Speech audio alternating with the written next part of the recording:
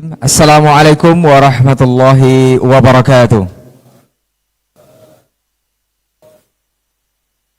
Alhamdulillahilladzi wa kafa wassalatu wassalamu ala nabiyil mustafa wa ala alihi wa ala man kanu bi atharihim al-muqtafa wa ba'd.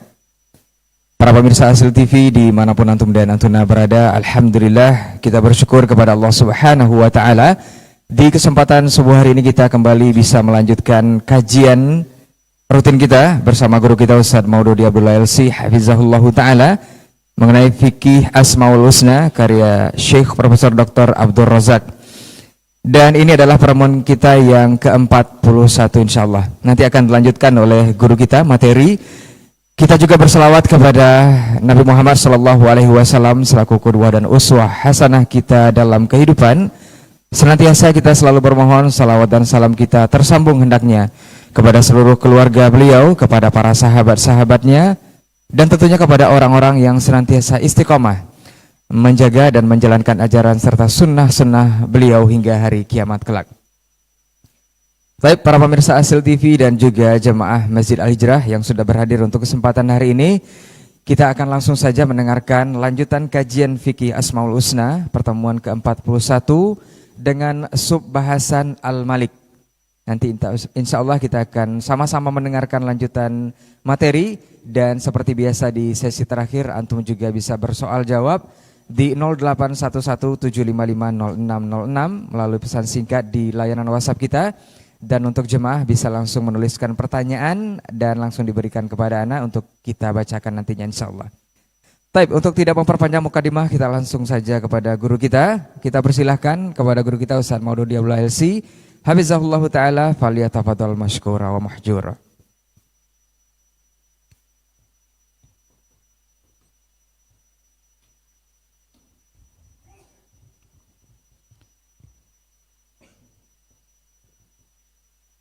Assalamualaikum warahmatullahi wabarakatuh.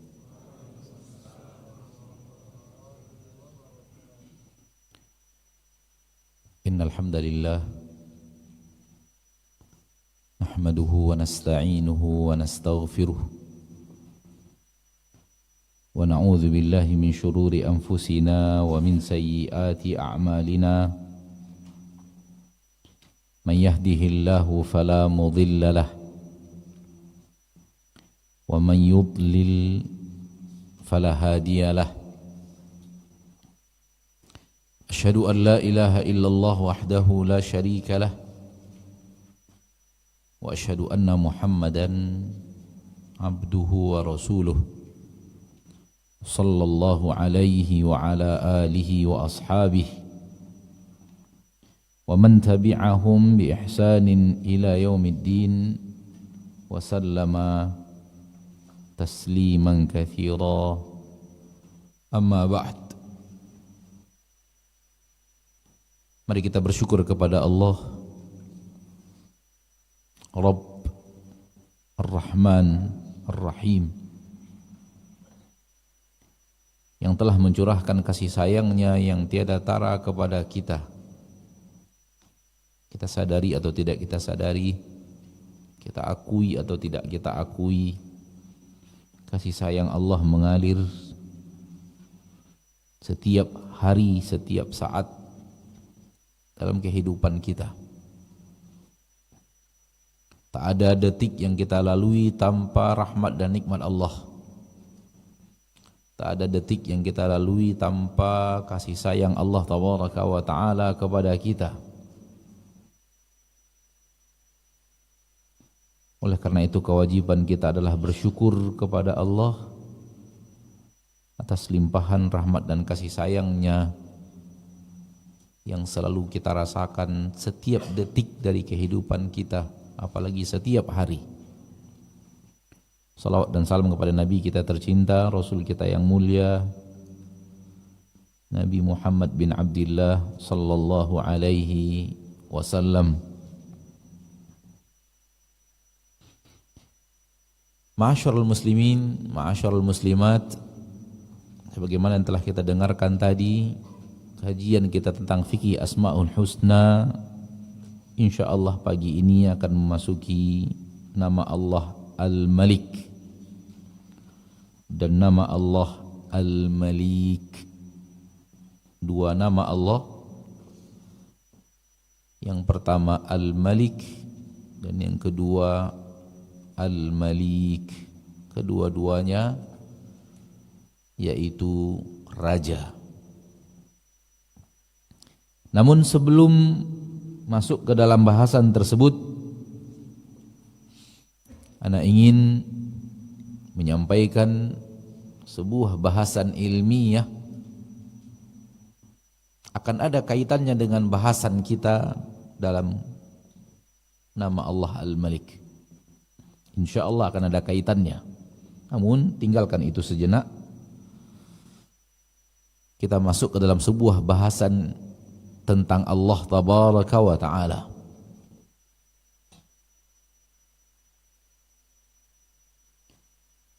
Yaitu Allah memiliki masyiah, keinginan.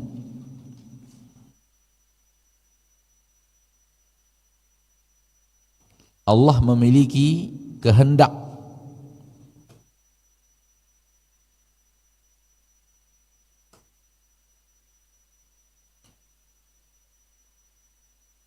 Dan di dalam lafaz syariat datang dengan dua lafaz, masyiah dan iradah.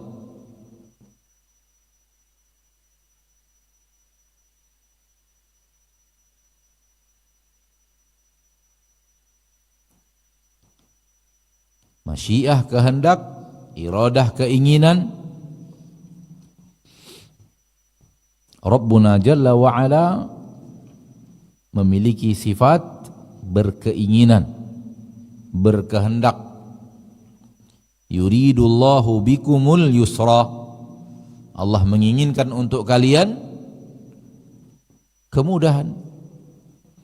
Wala yuridu, dan Allah tidak inginkan untuk kalian al-usra, kesulitan. Allah menginginkan untuk kalian kemudahan. Allah tidak menginginkan untuk kalian kesulitan. Wa ma tasha'una illa ayyasha'allahu rabbul alamin. Dan tidaklah kalian berkehendak illa melainkan ayyasha Allah, Allah juga berkehendak. Maka Allah memiliki iradah, Allah yang mengatakannya, sami'na wa ata'na. Dan Allah tabaraka wa ta'ala memiliki masyiah, Allah yang mengatakannya, sami'na wa ata'na.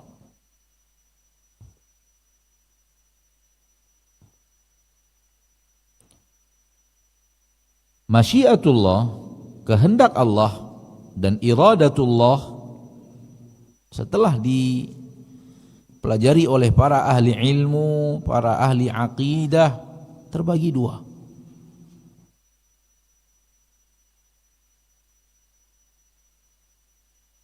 Keinginan yang dia adalah perbuatan, penciptaan, kejadian,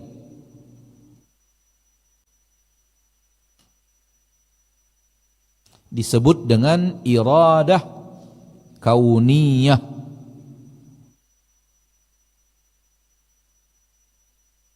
Keinginan kaun, kaun itu adalah penciptaan.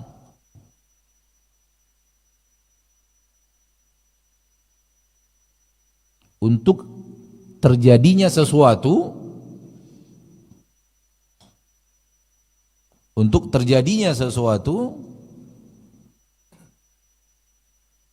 harus melalui bahwa Allah berkeinginan sesuatu itu terjadi.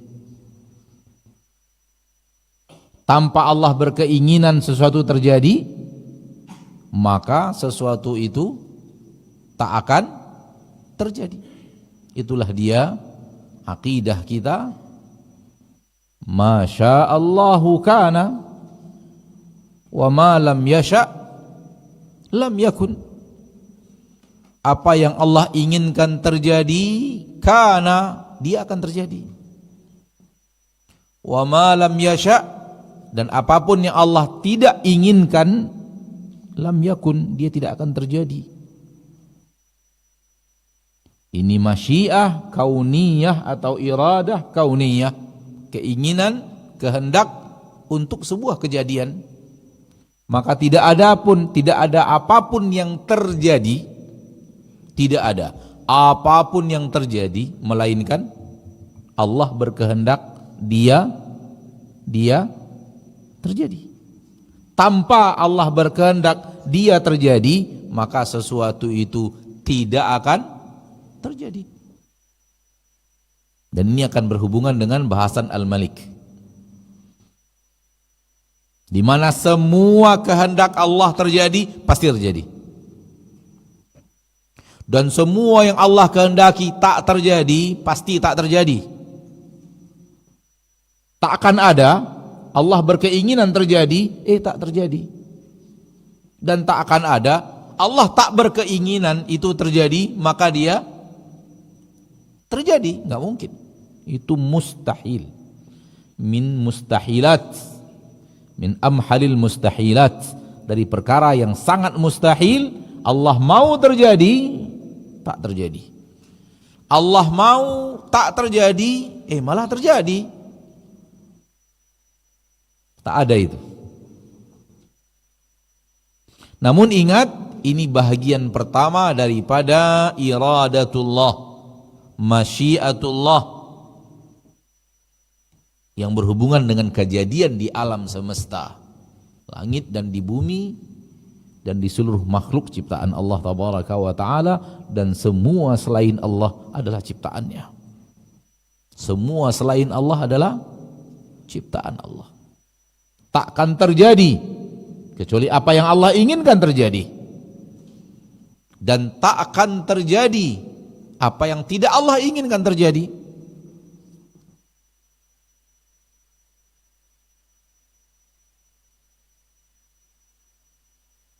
Ingat, ini bahagian pertama, disebut dengan iradah kauniyah atau masyiah kauniyah.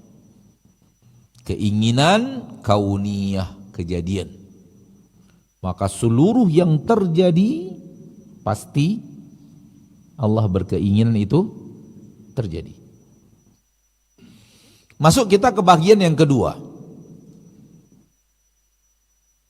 Disebut oleh para ahli ilmu, para ulama, para ahli aqidah, iradah syar'iyah. Keinginan Allah secara syariat.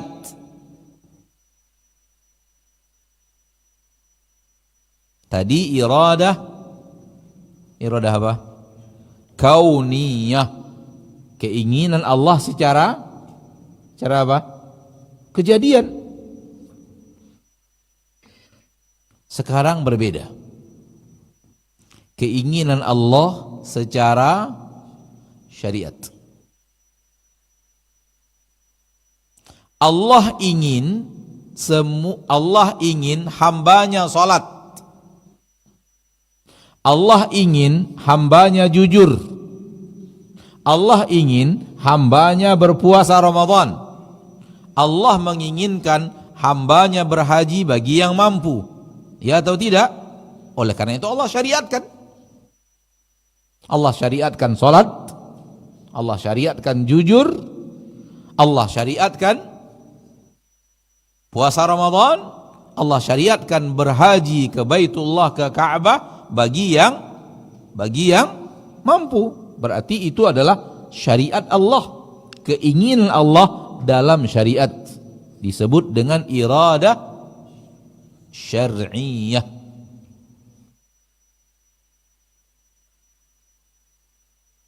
Di sini tak berlaku seperti yang ada pada iradah kauniyah.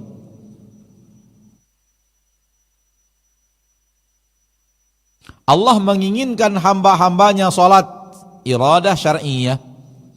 Apakah hamba Allah semuanya salat? Tidak.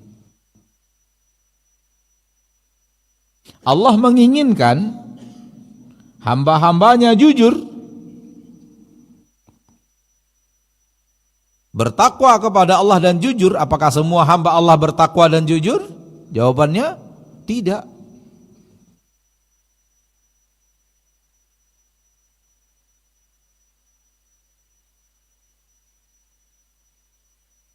Secara iradah syar'iyah, keinginan syariat, Allah tidak mau kita membunuh. Allah tidak menginginkan kita membunuh. Oleh karena itu Allah melarang. Allah melarang kita, tidak menginginkan hambanya berzina.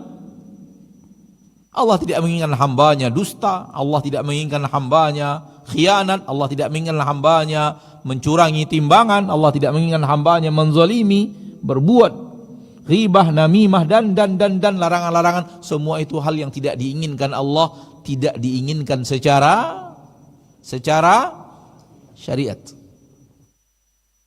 Bukan tidak diinginkan secara kauniyah kejadian.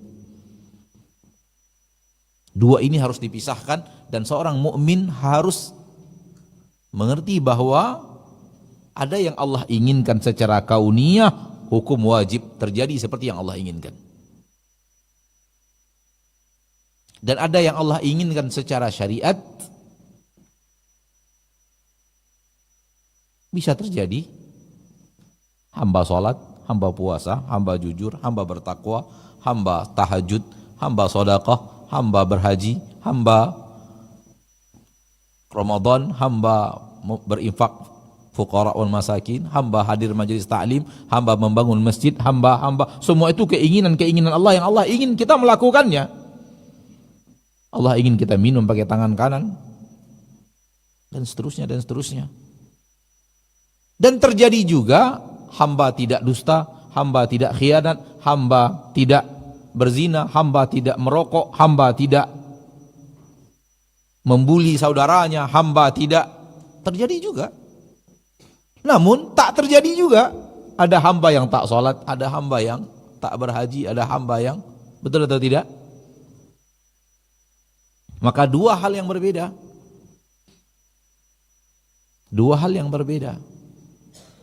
Satu keinginan kaun, kejadian. Yang satu keinginan secara syariat.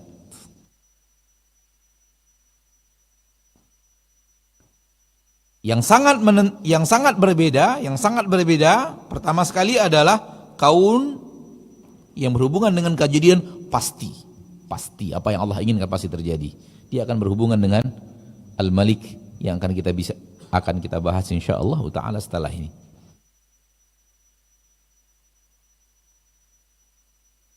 Namun keinginan syar'iyah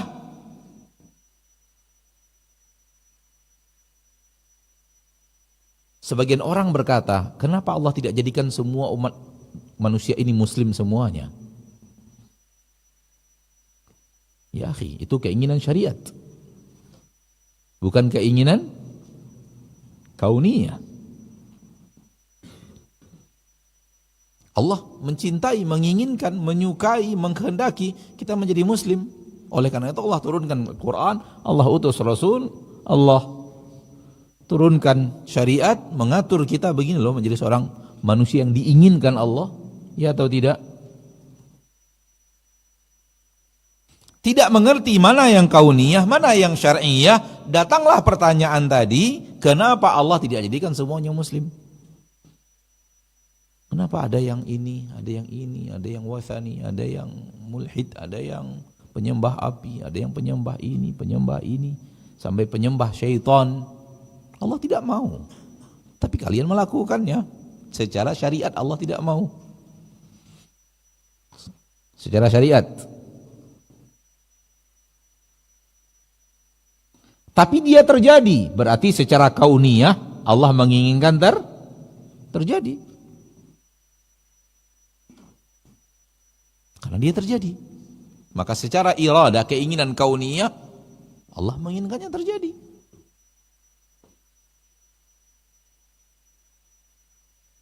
Paham? Baik. Kalau kita paham itu, ketahuilah bahwa di dalam iradah syar'iyah terdapat ridho Allah. Terdapat cinta Allah. Tidak di dalam iradah kauniyah.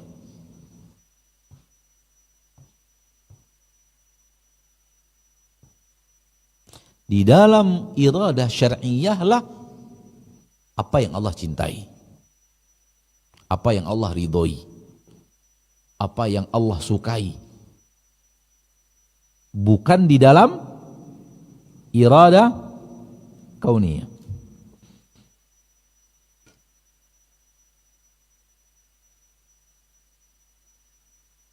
Saya membunuh, kan Allah yang mentakdirkan saya membunuh, berarti Allah suka saya membunuh. Enggak, Allah enggak suka kamu membunuh.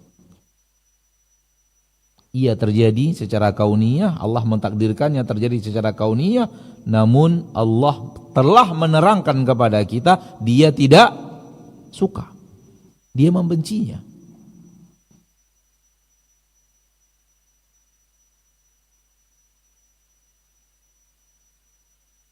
Maka jangan, ini yang sangat penting, jangan asal dia terjadi tanda Allah suka, tanda Allah ridho, enggak. Dan ini kesalahan banyak orang-orang yang menganggap ridho Allah ada pada sesuatu yang terjadi. Kauniyah. Kauniyah terjadi, berarti Allah ridho, enggak. Kalau ingin melihat Allah ridho atau tidak ridho, letaknya di iradah syar'iyah. Di mana letaknya? Di dalam Al-Quran. Di mana letaknya? Di dalam sunnah. Kalau ingin melihat ridho atau tidak ridhonya Allah, jangan kembali kepada itu terjadi berarti Allah ridho. Fir'aun ada, Abu Jahal ada, Abu Lahab ada, syaitan ada, iblis ada. Dan Allah tidak suka kepada mereka dan membenci mereka.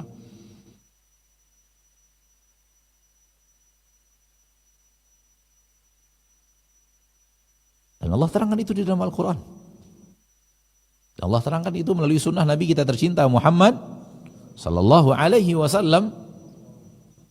Maka kalau ingin mengetahui ridho atau tidak ridho, jangan lihat itu terjadi, tapi lihatlah Al-Quran dan Sunnah. Karena di dalam Al-Quran dan Sunnah lah keterangan yang mana yang iradah syar'iyah, keinginan Allah yang Allah akan syariatkan dan Allah cintai dan Allah ridhoi. Berkata orang musyrikin, "Lau sya'allahu ma asyrakna wala abauna." Sekiranya Allah berkeinginan, pasti kami tidak berbuat syirik. Tidak juga ayah-ayah kami. Kami sekarang berbuat syirik menurut kalian? Ayah-ayah kami telah berbuat syirik menurut kalian? Allah berkehendak dia terjadi, berarti Allah ridho. Kesalahan bahwa kejadian dianggap ridho. Kejadian dianggap ridho. Enggak, kejadian belum. Kejadian bukan takaran Allah ridho atau tidak. Takaran Allah ridho atau tidak adalah Al-Quran dan Sunnah. Karena di dalam itulah terdapat keterangan yang mana yang Allah ridhoi, yang mana yang tidak Allah ridhoi.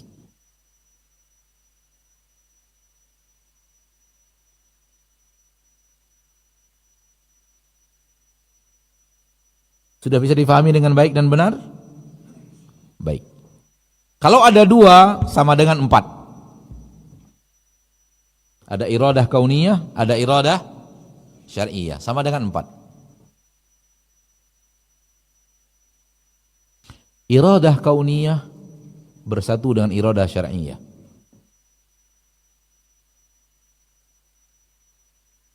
Iradah kauniyah tak bersatu dengan iradah syar'iyah. Allah menginginkan terjadi, tapi Allah ridhoi. Yaitu Allah menginginkan kita sholat, dan secara kejadian kita sholat. Berarti bersatu kauniyah dan syar'iyah. Bisa berbeda. Allah menginginkan kita sholat, kejadiannya manusia tak sholat. Berarti kauniyah tidak sholat, syar'iyah Allah cinta kita sholat. Ya atau tidak? Ada atau tidak? Ada. Maksiat Allah inginkan terjadi, tapi Allah tidak. Secara syariat Allah tidak ridho, tapi terjadi. Sudah dua, terbalik. Syariat Allah syariatkan, dan apa yang Allah syariatkan terjadi. Allah menginginkan kita beriman. Syariat Allah menginginkan kita beriman, dan kita beriman. Terjadilah yang diinginkan Allah secara kejadian. Yang Allah inginkan secara syariat tidak terjadi.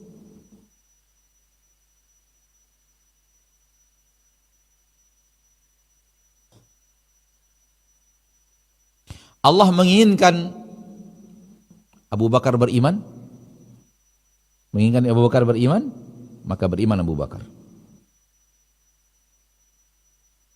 Allah menginginkan Abu Jahal untuk beriman, tidak beriman Abu Bakar. Tidak beriman Abu Jahal. Tidak beriman Abu Jahal. Allah tidak menginginkan syari'iyah, dahulukan syariahnya, syari'iyah secara syari'iyah. Allah tidak menginginkan hambanya berzina. Hamba berzina kejadian.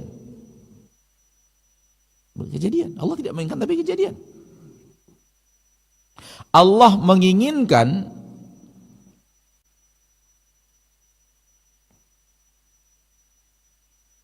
iblis tidak kufur, Abu Jahal. Allah menginginkan Abu Jahal tidak kufur. Kejadiannya Abu Jahal kufur. Tidak menginginkan Abu Jahal kufur, iradah syar'iyah. Kejadiannya Abu Jahal kufur. Sudah 3 itu.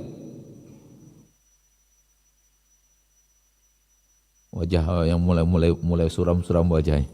Itu balik-balik.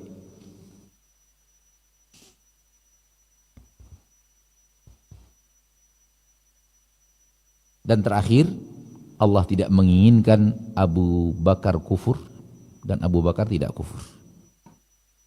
Secara syariah Allah tidak ingin Abu Bakar kufur. Dan kejadiannya adalah Abu Bakar tidak kufur. Maka iman Abu Bakar, iman Abu Jahal, kufur Abu Bakar, kufur Abu Jahal, selesai. 4 bagian. Ada yang Allah inginkan secara kauniyah terjadi dan syariat Allah suka. Allah inginkan secara kauniyah terjadi, secara syariat Allah tidak suka. Ada sesuatu yang Allah sukai secara syariat terjadi, ada Allah sukai secara syariat tak terjadi. Ada 4. Allah berkeinginan syaitan beriman, syaitan tak beriman. Allah berkeinginan para nabi beriman, para nabi beriman. Allah tak menginginkan syaitan kufur, syaitan kufur. Allah tak menginginkan para nabi kufur, para nabi tidak kufur. 4. Putar-putar di situ saja. Kalau masih sulit nanti dengarkan kajian ini lagi. Intinya adalah kauniyah secara syariah ada, kauniyah secara syariah tidak ada, syar'iyah secara kauniyah ada, syar'iyah secara kauniyah tidak ada. Bisa paham? Kalau belum paham tidak masalah. Yang penting jangan letakkan ridho pada kauniyah. Ada kauniyah yang Allah tidak inginkan terjadi dan terjadi. Ada syar'iyah yang Allah inginkan tak terjadi namun terjadi. Secara syariat Allah tidak mau itu terjadi. Disinilah letaknya maksiatnya pelaku maksiat. Allah tidak inginkan, Allah tidak suka kita berdusta, ya atau tidak? Buktinya terjadi. Taib. Ketika dia terjadi karena Allah sang raja menginginkannya terjadi secara kauniyah, bukan secara syariat, bukan secara syariah. Secara syariah Allah larang. Allah suruh kita tinggalkan, namun manusia mengerjakannya.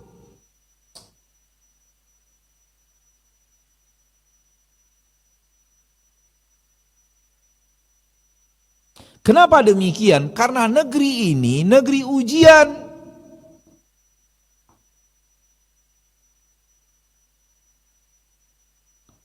Oleh karena itu, ada hal-hal yang Allah ridhoi manusia tak kerjakan. Ketika manusia tak mau mengerjakan, Allah takdirkan terjadi apa yang tidak ingin dikerjakan manusia itu. Pada Allah suruh. Ada hal-hal yang Allah inginkan jangan kerjakan, namun manusia bandel mengerjakannya, dan Allah takdirkan itu terjadi.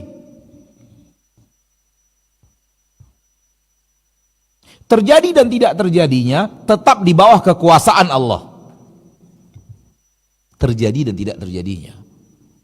Namun yang terjadi itu terbagi 2. Ada yang Allah ridhoi, ada yang tidak Allah ridhoi. Bagaimana cara melihatnya? Kejadian ini Allah ridhoi, tidak Allah ridhoi, kembalikan kepada Al-Quran, kembalikan kepada hadis Nabi SAW. Nampak yang mana yang Allah ridhoi, yang mana yang Allah tidak ridhoi. Namun secara kekuasaan, berkuasa bahwa segala-galanya harus di bawah aturannya secara kauniyah, ya semuanya secara kauniyah di bawah aturan Allah.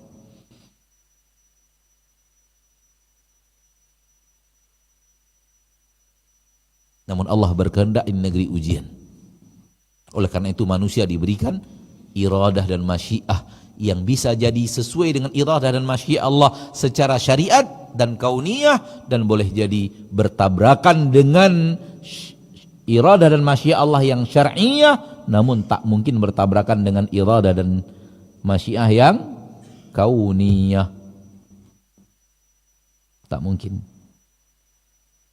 Suatu kita inginkan bertabrakan dengan iradah kauniyah, itu mustahil. Sesuatu yang kita inginkan lalu kita lakukan bertabrakan dengan iradah syar'iyah, mungkin atau tidak? Mungkin. Kenapa? Ini negeri ujian. Oleh karena itu yang seperti ini di akhirat tidak ada. Karena di akhirat bukan lagi negeri ujian. Manusia sekarang inginnya adalah semua yang dia kerjakan Allah ridho.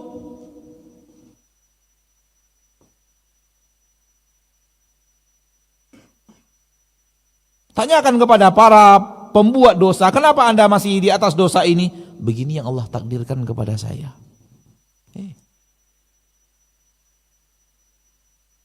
Seolah-olah apa yang terjadi berarti Allah ridho.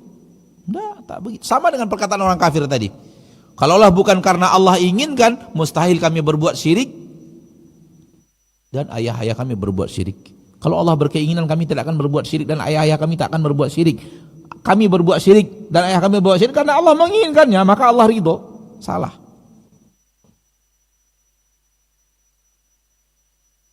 Di negeri ujian ini, manusia diuji apakah dia mau ikut aturan Rabbnya secara syariat atau tidak. Tetapi manusia akan patuh dan taat kepada perintah Rabbnya secara iradah apa? Kauniyah. Kejadian semua terjadi dengan iradatullah. Ini yang tidak difahami oleh banyak orang-orang yang mengingkari takdir. Ini yang terjadi, kesalahpahaman banyak yang terjadi pada orang-orang yang mengingkari apa? Takdir. Kata mereka,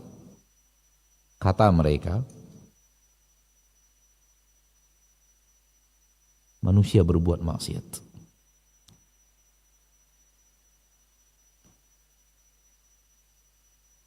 Kalau pakai takdir,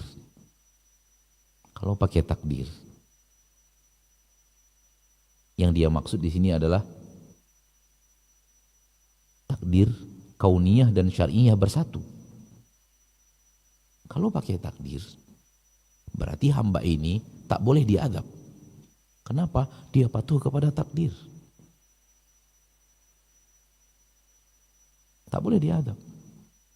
Oleh karena itu, perbuatan manusia kita keluarkan dari takdir. Supaya apa? Supaya dia bertanggung jawab atas perbuatannya sendiri. Dan Allah tidak zalim ketika Allah azab dia di neraka. Karena itu perbuatan dia.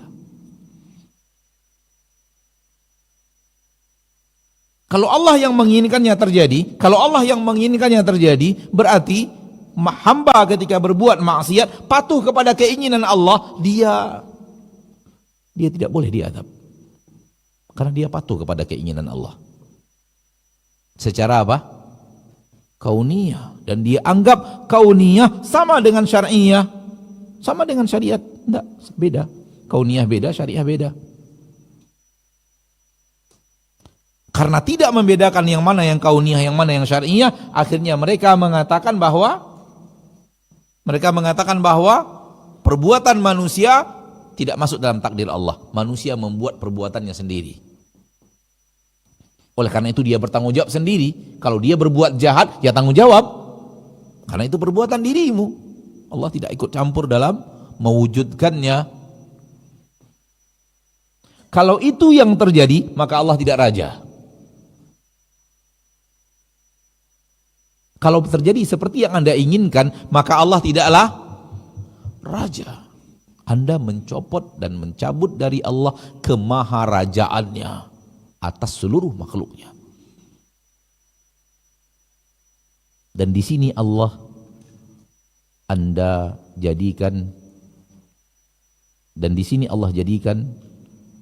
Anda menjadikan kekuasaan Allah itu tak sempurna terhadap makhluknya.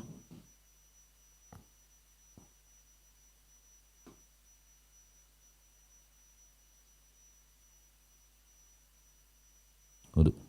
Kum tawadda. Uduk.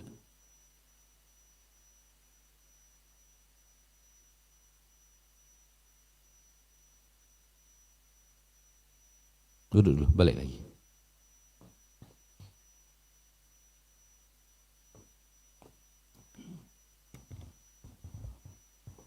Bisa difahami nggak? Orang yang mengingkari perbuatan manusia bahagian daripada, dia tidak mau mengimani perbuatan manusia bahagian daripada takdir. Kenapa? Menurut dia, kalau perbuatan manusia bahagian daripada takdir, berarti sudah diatur oleh Allah. Kalau sudah diatur oleh Allah, berarti Allah ridho. Kalau sudah ridho, hamba berbuat maksiat, kenapa diazab? Bukankah dia kepatuhannya kepada keinginan Allah untuk terjadi? Maka supaya Allah tabaraka wa ta'ala tidak dianggap zalim, maka kita keluarkan perbuatan manusia dari takdir Allah. Enggak ngerti yang mana yang kauniyah, yang mana yang syar'iyah. Ya, Allah kehendaki terjadi secara kauniyah, tapi Allah tidak inginkan terjadi secara syar'iyah, dan Allah telah sampaikan itu kepadamu. Saya tidak ingin ini engkau lakukan, kalau engkau lakukan ini akibatnya. Semua urusan selesai.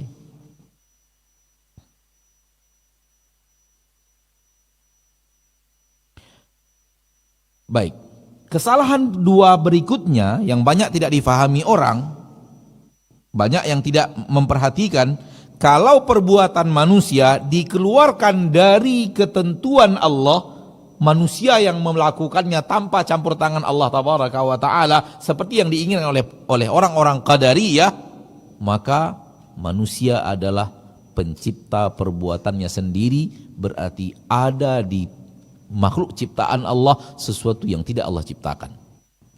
Akan ada pencipta selain Allah. Akan ada apa? Pencipta selain. Kenapa? Karena manusia menciptakan amalnya sendiri. Dia tidak mau perbuatan manusia ini di bawah keinginan Allah. Dia ingin perbuatan manusia murni 100% di bawah keinginan manusia itu sendiri, supaya nanti ketika dia azab, Allah adil karena itu perbuatan dia. Namun akhirnya dia campakkan kekuasaan Allah pada hambanya, bahkan dia campakkan Allah lah pencipta segala-galanya.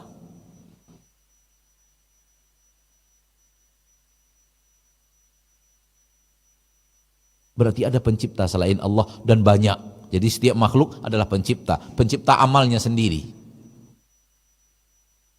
Padahal pencipta satu-satunya adalah Allah. Apa yang terjadi? Yang terjadi adalah ketidakfahaman mana yang keinginan kauniyah dan mana yang keinginan syar'iyah. Mana yang Allah inginkan secara kejadian, mana yang Allah inginkan secara syariat. Dan apa bedanya? Yang Allah inginkan secara kauniyah pasti terjadi. Namun di dalamnya jangan dijadikan patokan ridho atau tidak ridho. Allah ciptakan Nabi Adam dan Allah ridho. Allah ciptakan iblis dan Allah murka. Allah ciptakan Abu Bakar dan Allah ridho. Allah ciptakan Abu Jahal dan Allah murka. Namun secara kejadian ada syaitan, ada para nabi, ada Abu Jahal dan ada Abu Bakar. Secara kejadian. Dari mana kita tahu ridho dan tidak ridhonya? Kembalikan kepada syariat. Allah murka kepada iblis, berarti Allah tidak ridho kepada iblis. Allah memuji Abu Bakar, berarti Allah ridho kepada Abu Bakar. Allah memuji para nabi, berarti Allah ridho kepada para nabi. Di mana dilihatnya? Di dalam Al-Quran dan Sunnah. Maka untuk melihat apakah ini Allah ridho atau tidak ridho, jangan lihat kejadian. Saya sekarang menjadi manusia terkaya walaupun hasil korupsi.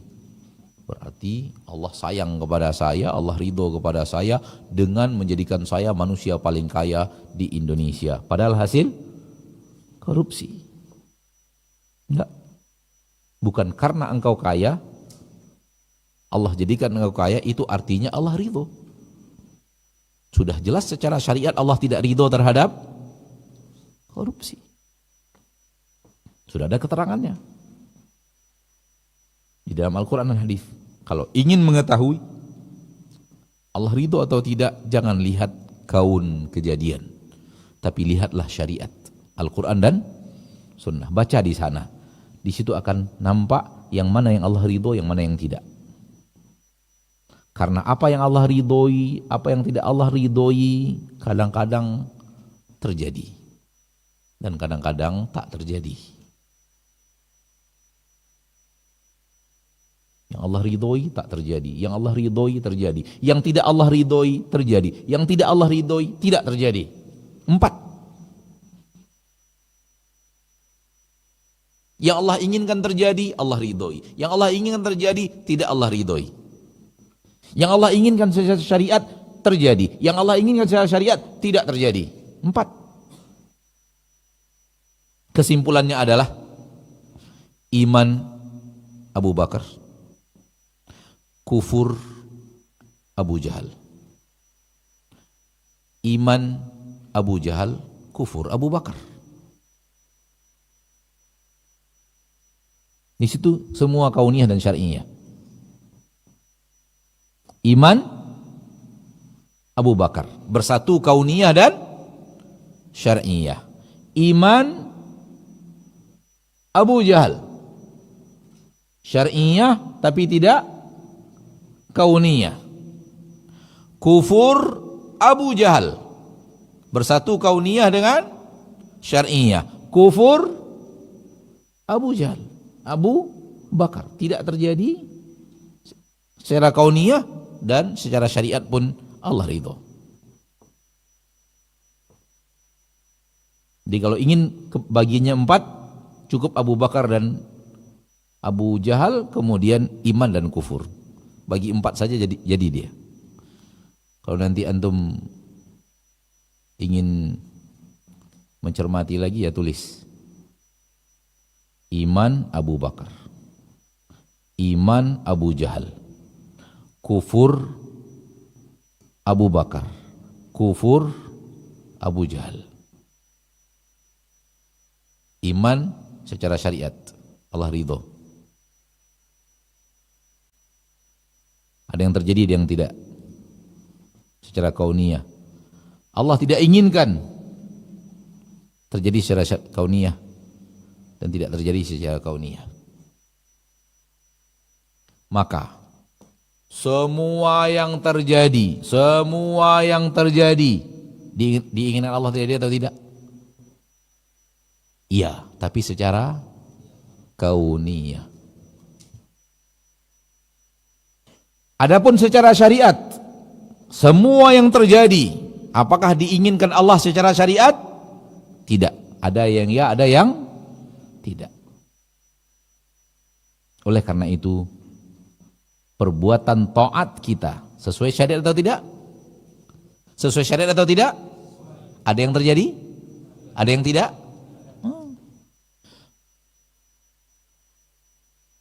Maksiat kita tidak diridhoi Allah atau bukan? Tidak diridhoi Allah. Secara syariat Allah tidak suka. Terjadi? Tidak terjadi? Ada yang terjadi? Ada yang tidak terjadi? Siapa yang menentukan terjadi dan tidak terjadinya? Allah Sang Raja. Namun kenapa manusia berbuat maksiat bisa terwujud? Ini negeri ujian.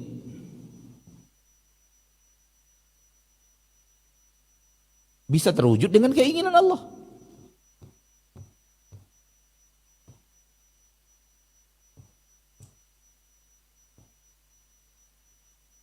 Kalau ini bukan negeri ujian, maka lihat akhirat. Takkan ada yang berani berbuat maksiat.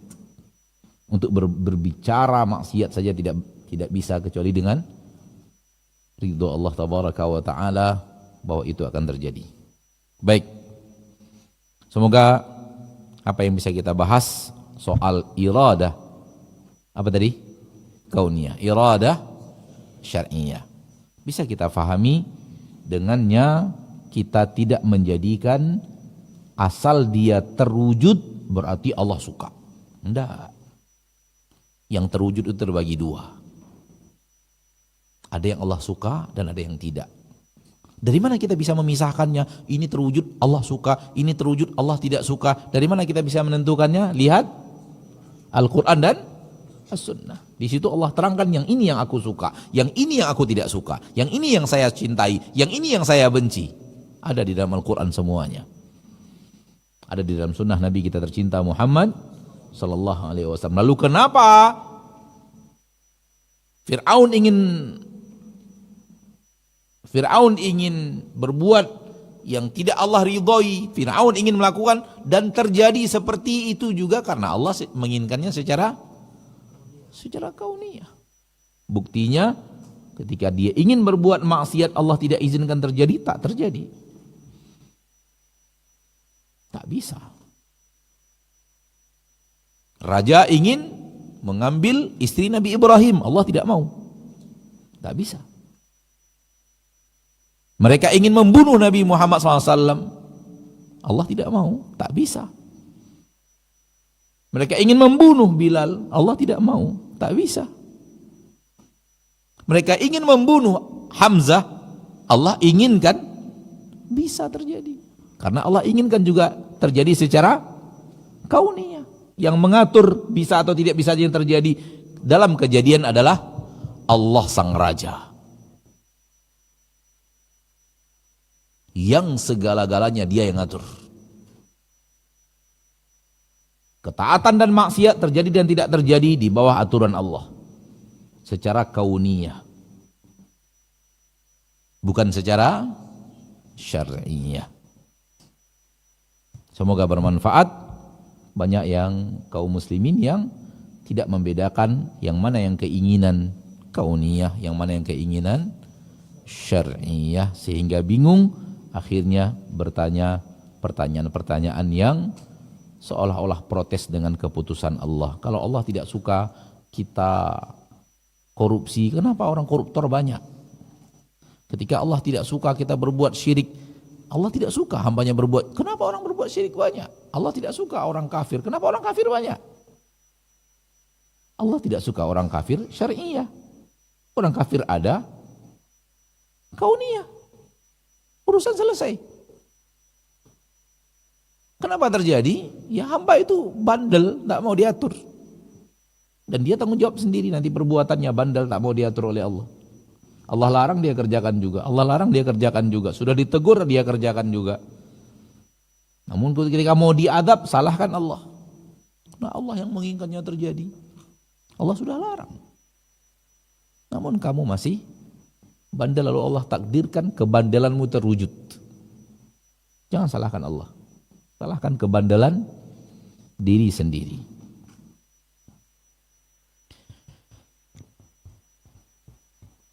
Bahasan kita pada pagi hari yang berbahagia ini adalah Al-Malik, Al-Malik, dua nama dari nama Allah Tabaraka wa Ta'ala. Adapun Malik bukan nama Allah. Malik bukan nama Allah. Yang ada dalam Al-Quran, kata para ulama, surah Al-Baqarah, surat Al-Fatihah, Maliki Yaumiddin. Malik panjang. Ini bukan nama Allah. Yang nama Allah adalah Malik dan Malik, yang artinya raja. Surah Al-Hasyr Allah Tabaraka wa Ta'ala berfirman, Huwallahu alladhi la ilaha illa huwal malik. Dalam surah Al-Mu'minun, Fata'ala Allahul Malik. Dan Al-Malik dalam surah Al-Qamar, Innal muttaqina fi jannatin wa nahar fi maq'adi sidqin 'inda malikim muqtadir. Seperti yang selalu kita awali, setiap nama Allah di dalamnya memiliki sifat, dan sifat yang ada di dalamnya Allah maha sempurna di dalam sifat tersebut. Mari kita lihat.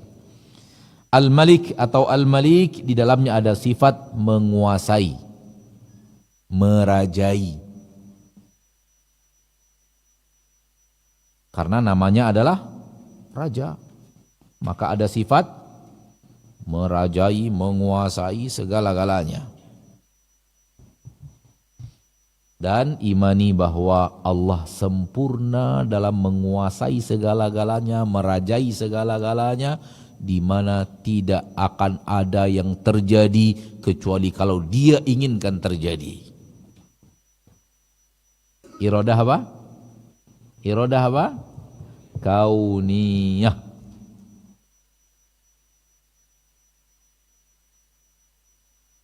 Masuk dia dalam bahasan Al-Malik. Apapun yang Allah inginkan terjadi karena Dialah Raja, Dia yang mengatur, Dia yang menguasai, maka tak ada satupun yang keluar dari kekuasaannya. Sebesar biji dzarrah, tak ada yang keluar dari kekuasaan Allah Tabaraka wa Ta'ala, termasuk perbuatan manusia, wahai para qadariyah, yang telah mengeluarkan perbuatan manusia dari kekuasaan Allah. Anda telah menjadikan Rabbmu tidak berkuasa pada banyak perbuatan manusia. Berapa jumlah manusia di permukaan bumi dan berapa yang mereka kerjakan setiap hari, berapa banyaknya perbuatan, perkataan, amalan mereka setiap hari, semua itu Anda keluarkan dari kemampuan Allah menguasai mereka semua dan perbuatan mereka semua. Alangkah buruknya apa yang kau lakukan kepada Rabbmu. Salabta minhu al-mulkiyah. Engkau campakkan atau engkau buang dari Allah kemampuan, kekuasaan Allah kepada hamba-hambanya.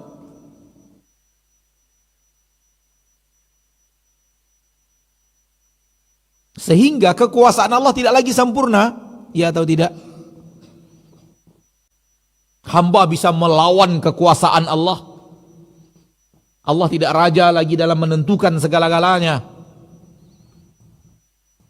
Bahkan justru ketika Anda ingin berbuat maksiat, Allah yang menentukan terjadi atau tidak terjadinya, maka Allah adalah raja, tetap raja. Dia yang menentukan terjadi atau tidak.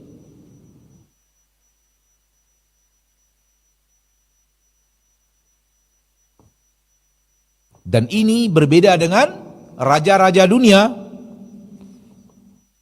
Raja dunia memang tidak mampu. Dia ingin terjadi tapi tidak terjadi. Dia tidak ingin terjadi dan terjadi di luar kemampuannya, karena dia adalah makhluk yang tidak mampu melakukan semua yang dia inginkan untuk terjadi. Tapi Allah tidak. Jangan jadikan Allah seperti itu.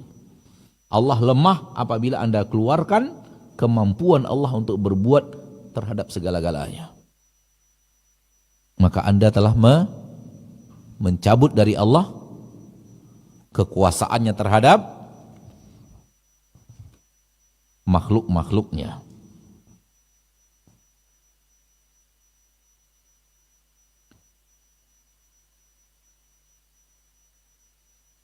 Seluruh selain Allah di bawah kekuasaan Allah, yang tidak bergerak, tidak bisa berbuat, tidak bisa mewujudkan keinginan kecuali Allah berkeinginan itu terjadi. Semua kita tanpa terkecuali, semua malaikat tanpa terkecuali, semua angin, semua daun, semua hewan, semua air, semua yang kering, semua yang ada di laut, semua yang ada di darat, semua yang ada di udara, semua planet, Arash, tak akan bisa apa-apa kecuali Allah menginginkan. Allah Al-Malik, Raja yang Maha Raja, menginginkan terjadi sesuatu padanya. Kalau tidak, tidak akan bisa. Inilah makna bahwa Allah lah yang berbuat segala-galanya. Karena seluruh perbuatan makhluk melalui Sang Raja. Ya, kerjakan. Allah berikan kepada kalian izin untuk melakukannya, dan Allah berikan kepada kalian kekuatan untuk melakukannya. Kalau tanpa izin dari Dia itu tidak akan terjadi. Maka Allah lah yang berbuat segala-galanya. Dan ketika Allah berbuat segala-galanya, menunjukkan bahwa Dialah Raja segala-galanya. Namun Allah berbuat langsung dan Allah berbuat melalui. Ingat, Allah berbuat langsung dan Allah berbuat melalui. Karena sarana yang melakukan ini harus melalui izin Allah, dengan kekuasaan yang diberikan Allah, dengan kekuatan yang diberikan oleh. Kalau dia tidak diizinkan Allah, tak bisa berbuat apa-apa, maka Allah yang berbuat. Tapi Allah berikan perbuatannya melalui. Allah cabut nyawa kita melalui malaikat maut. Allah turunkan hujan melalui malaikat-malaikat yang menurunkan hujan. Allah tumbuhkan tanaman melalui malaikat-malaikat yang, dan Allah yang melakukan semua itu kepada malaikat-malaikatnya.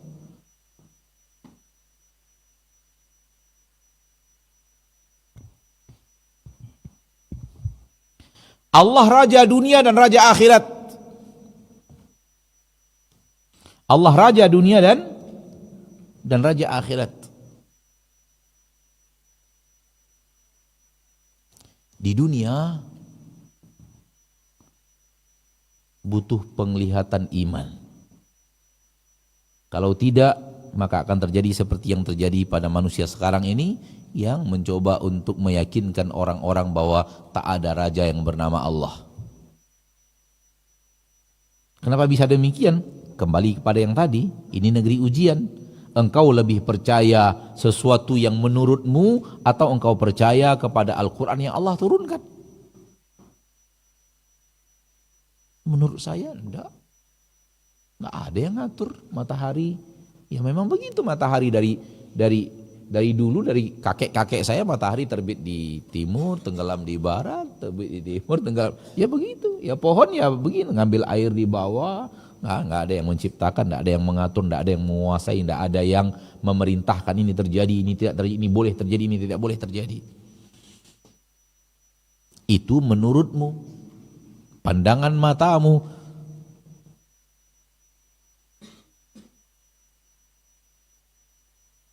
Sementara ada keterangan dari Allah Tabaraka wa Ta'ala di dalam Al-Quran bahwa dialah yang mengatur segala-galanya. Dan para nabi dan para rasul yang diutus oleh Allah Tabaraka wa Ta'ala telah membuktikan bahwa Allah lah yang menciptakan, Allah lah yang mengatur, Allah yang melakukan itu segala-galanya. Maka melalui para nabi ketika berdakwah, Allah datangkan sesuatu yang tidak biasa. Namanya luar biasa. Karena di luar kebiasaan disebut dengan mukjizat, tidak biasa. Kenapa? Dia yang melakukannya, dia rajanya. Dia mengatakan dia terjadi. Tidak. Kalian bakar Ibrahim, tapi raja mengatakan tidak. Maka Nabi Ibrahim tidak terbakar. Padahal secara ilmu manusia mustahil api sebesar itu ngumpulkan kayu bakarnya 40 hari, Pak. Ngumpulkan kayu bakarnya 40 hari. Bayangkan, jangan 40 hari, 40 jam kalau kita kumpulkan kayu bakar, berapa besarnya? Api yang bisa kita hidupkan, 40 hari ngumpulkan kayu bakar aja. Kayu bakar yang dikumpulkan selama 40 hari itu yang dibakar. Berapa besar apinya? Di dalam itu Nabi Ibrahim tidak terbakar walau satu helai rambut. Kenapa? Raja berkehendak, ya naru kuni bardan wassalaman ala Ibrahim. Wahai api, jadilah engkau dingin dan selamat untuk Ibrahim. Kata para ulama, kalau Allah tidak tambahkan selamat, Nabi Ibrahim akan wafat karena saking dinginnya api itu. Tapi dingin yang memberikan keselamatan. Karena dingin kalau sudah berlebih, mati juga kita dibuatnya. Oleh karena itu adab di neraka dua. Adab dengan panas, adab dengan dingin.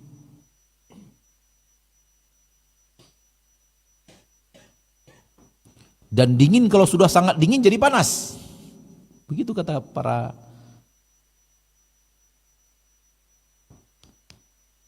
belum lama ini kita ke sebuah daerah di Indonesia tambang gas di salah satu Kalimantan.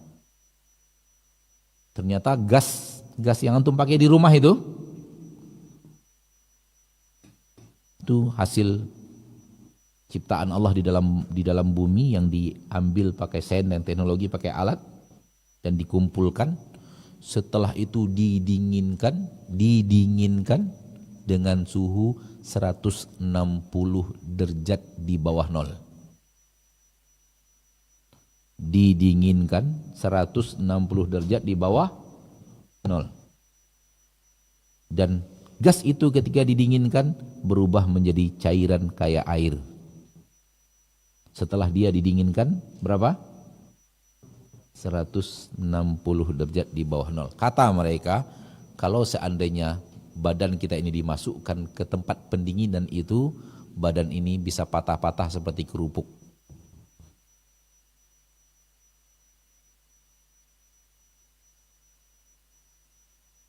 Yang satu gosong hitam hangus jadi debu, yang satunya bisa diginikan seperti debu juga jadinya, karena saking dinginnya.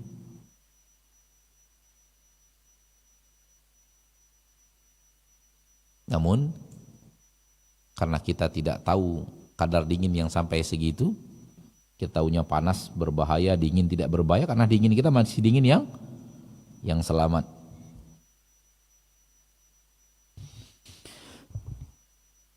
Allah raja dunia dan akhirat. Oleh karena itu tak ada yang berani mengatakan saya raja akhirat. Tak ada yang berani mengatakan saya penguasa akhirat. Kalau di dunia banyak yang mengatakan itu. Menguasai dunia. Oh, itu wilayah kekuasaan saya. Oh, saya penguasanya. Saya raja di situ. Saya penguasa. Terlalu banyak yang mengatakan dirinya penguasa, sampai Fir'aun pun menyatakan hal yang sama. Saya raja kalian yang paling tinggi, saya Tuhan kalian yang paling agung, dan semacamnya. Tetapi di akhirat tak ada yang berani mengatakan ini kekuasaan saya, ini wilayah kekuasaan saya. Tak ada yang berani mengatakan itu di akhirat setelah mereka tahu siapa mereka sebenarnya dan siapa raja yang sebenarnya. Oleh karena itu kenapa Allah mendatangkan Maliki Yaumiddin, Allah yang menguasai, merajai hari akhirat.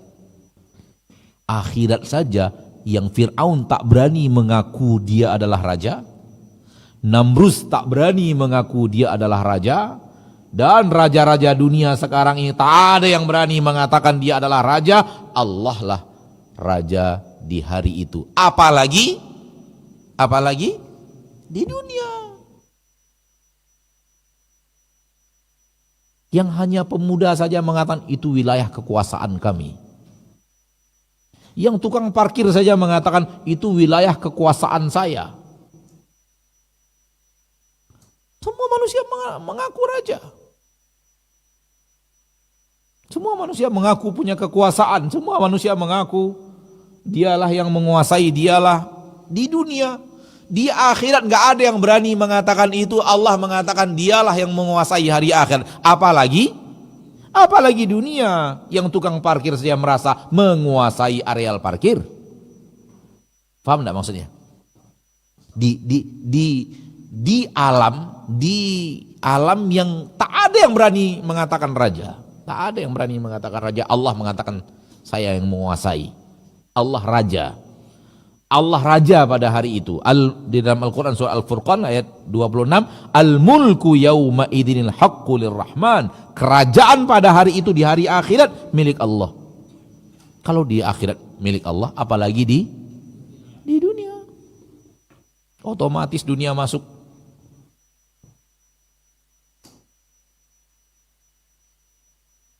Si fulan, ini kembali kepada manusia, si fulan mampu mengangkat 300 kg. Berarti 30 kg? Jelas mampu. 3 kg? Jelas mampu. 3 on? Paham maksudnya? Ketika Allah mengatakan kerajaan pada hari akhirat milik Allah, Allah raja di akhirat, itu artinya apalagi dunia.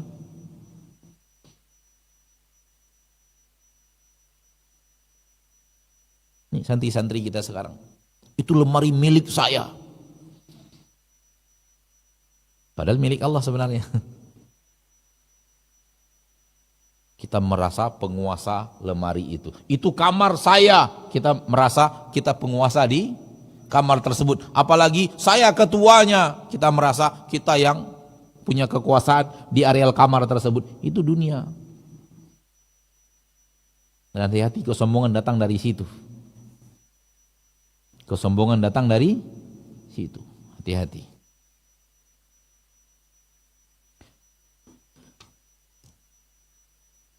Dan seluruh apapun yang Allah inginkan pasti terwujud pada seluruh makhluknya karena dia raja.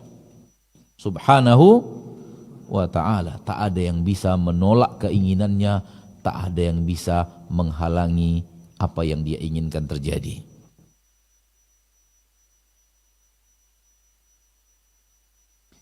Lihat di dalam Al-Quran, Allah Tabaraka wa ta'ala berfirman, Surat Ali Imran ayat 26 dan 27, yang artinya Allah lah menguasai kerajaan. Dia berikan di dunia kerajaan kepada orang yang dia inginkan, dia cabut kerajaan itu dari orang yang dia inginkan, dia agungkan orang yang ia inginkan, dia hinakan orang yang ia inginkan. Di tangannya seluruh kebaikan. Dia yang memasukkan malam ke dalam siang, dia yang memasukkan siang ke dalam malam, dia yang menghidupkan orang hidup dari awalnya dia tidak hidup, kemudian orang hidup itu dia juga yang kemudian mematikannya setelah dia hidup, dan dia yang memberi rezeki segala sesuatu tanpa hisab-hisab. Kenapa? Karena dialah raja. Semuanya dia yang melakukan, subhanahu wa ta'ala.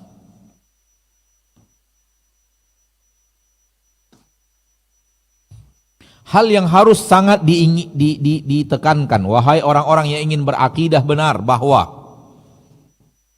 manfaat dan mudarat semua di tangan raja. Manfaat dan mudarat semua di tangan raja satu-satunya, yaitu Allah. Raja satu-satunya adalah Allah, maka manfaat datang dari Allah. Apabila mudarat terjadi, Allah juga yang menurunkan mudarat itu. Tak ada yang bisa memberikan manfaat kecuali Allah, dan tak ada yang bisa memberikan mudarat kecuali Allah yang raja. Kemudian manfaat itu bisa dia cabut. Tak ada yang bisa mencabut manfaat kecuali Allah, dan mudarat itu bisa dia cabut, dan tidak ada yang bisa mencabutnya kecuali Allah, karena dia raja. Ketahuilah bahwa ketika manusia mulai hati mereka merasa ada selain Allah yang memberikan manfaat, maka mereka berbuat syirik. Ketika mereka takut ada selain Allah yang akan memberikan kepadanya mudarat, mulai manusia berbuat syirik.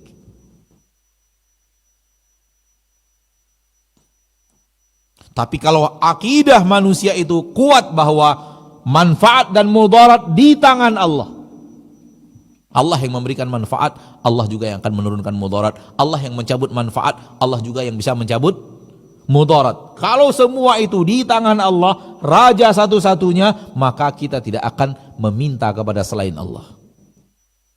Dan kita tidak akan takut kepada selain Allah, takut mudaratnya. Karena kalau Allah mengatakan tidak, ya tidak. Kalau Allah mengatakan datang, ya datang, tak bisa dihalang-halangi. Oleh karena itu di dalam Al-Quranul Karim, Allah Tabaraka wa Ta'ala Rabbul Izzati wal Jalalah mencabut dari seluruh selain Allah manfaat dan mudarat.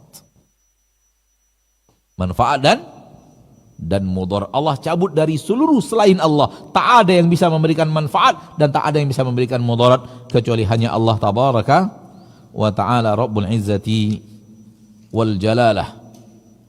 Lihat surah Al-Furqan ayat 3. Wattakhadhu min dunillahi alihatan la yakhluquna syai'an wa hum yukhlaqun. Mereka mengambil selain Allah sebagai ilah yang mereka ibadati, syirik.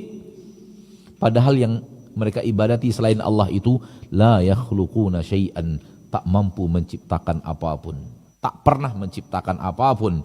Wa hum yukhlaqun, justru mereka yang diciptakan. Wala yamlikuna li anfusihim darran wala naf'a, mereka tidak bisa memberikan manfaat atau mudarat kepada dirinya sendiri.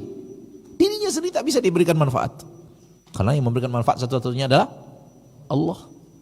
Dirinya sendiri tidak bisa dia memiliki mudarat, karena mudarat di tangan Allah kalau Allah ingin memberikan. Yang tidak mampu melakukan manfaat dan mudarat tidak berhak untuk diibadati, tidak berhak untuk disembah. Wala yamlikuna mautan wala hayatan, tidak bisa memiliki kehidupan, tidak bisa memberikan kematian. Wala nusyura, tidak bisa membangkitkan pasca kematian. Hanya Allah, Raja satu-satunya yang bisa melakukan itu. Namun ketika hati manusia sudah condong kepada ini memberikan manfaat, dia akan sembah sesuatu selain Allah, termasuk Nyi Roro Kidul. Dianggap bisa memberikan berkah pada saat melaut, bisa dianggap bisa memberikan berkah pada saat tanaman-tanaman sedang akan dipanen, sehingga setelah panen kemudian diberikan sesajen tanda terima kasih kepada Nyi Roro Kidul, padahal Nyi Roro Kidul tak bisa apa-apa. Kalau kita yakin dia tak bisa apa-apa, maka kita tidak akan menyembahnya, tidak akan berbuat syirik kepada Allah. Termasuk dukun-dukun yang diyakini bisa ini, bisa itu, bisa ini, bisa itu, semua itu dusta, karena Allah telah mengatakan la yamlikuna naf'an, tidak bisa memberikan manfaat untuk diri mereka sendiri apalagi untuk orang lain. Dalam Al-Quran surat Saba ayat 22 dan 23 Allah menafikan 4 perkara dari selain Allah. 1, tidak memiliki apapun. Selain Allah tak memiliki apapun secara kepemilikan mutlak. 2, tidak memiliki walau hanya partner.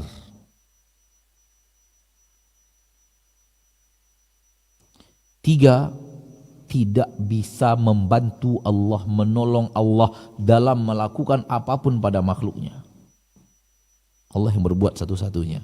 Dia inginkan terjadi, dia ingin tidak terjadi, bukan pertolongan orang lain. Beda dengan raja-raja dunia, butuh pertolongan banyak orang. Dan yang terakhir, pertolongan secara permohonan. Kalau dia mohon pasti dikabulkan. Tidak, dinafikan dari selain Allah. Menunjukkan bahwa raja satu-satunya adalah Allah tabaraka wa ta'ala. Poin yang terakhir, raja dunia